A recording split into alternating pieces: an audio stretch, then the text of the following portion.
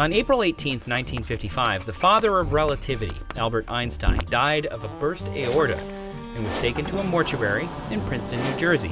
Einstein's wish was to be cremated, but the pathologist on duty thought it a shame to destroy such a celebrated brain. So without permission, he picked up a saw and cut Einstein's cranium open, extracting his brain. Oh, and he also grabbed his eyeballs. Dr. Harvey then plopped everything into a couple of jars and promptly alerted the New York Times.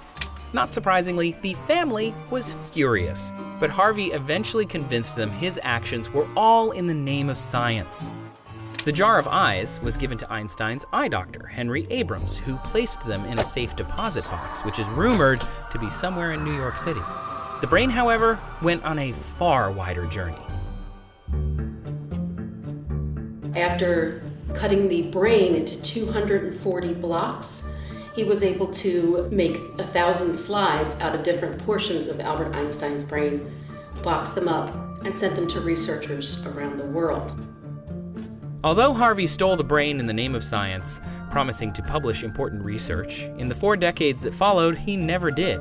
But the slides that Harvey sent to qualified brain researchers around the world, they did reveal some interesting things about Einstein's brain.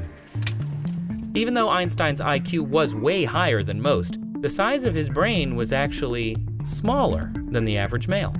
More significantly though, Einstein's inferior parietal region was about 15% larger than average. It's thought to be part of the brain that helps with language and mathematics. Another anatomical difference is that he was lacking a crevice in the brain called the Sylvian fissure. Also, his brain did not show any significant signs of aging. It was lacking a substance called lipofuscin, which is an autofluorescent brown-yellow pigment that's not very well understood. What we do know is that it accumulates in the human body with age, and yet at 76 years old, Einstein's brain was almost completely void of it. But none of these facts could be considered a huge breakthrough in understanding Einstein's genius. So eventually the hubbub died down, and for the most part, the famous brain was forgotten. Dr. Harvey removed the slides, but then the remainder of the brain was kept in a jar in a cider box under a beer cooler for a long time, and then it was kept in a closet for many years. Decades later, Dr. Harvey donated it back to Princeton Hospital in New Jersey. As for the 1,000 slides, what happened to them?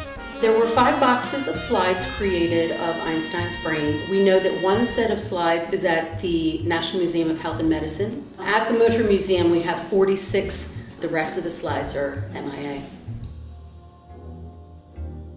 There's no doubt that what Harvey did wasn't exactly ethical, and probably not in the name of science, but hopefully with modern technology and our developing knowledge of the human brain, secrets about Einstein's brain may finally be revealed, and its long journey from an Ivy League hospital to a beer cooler won't be for nothing.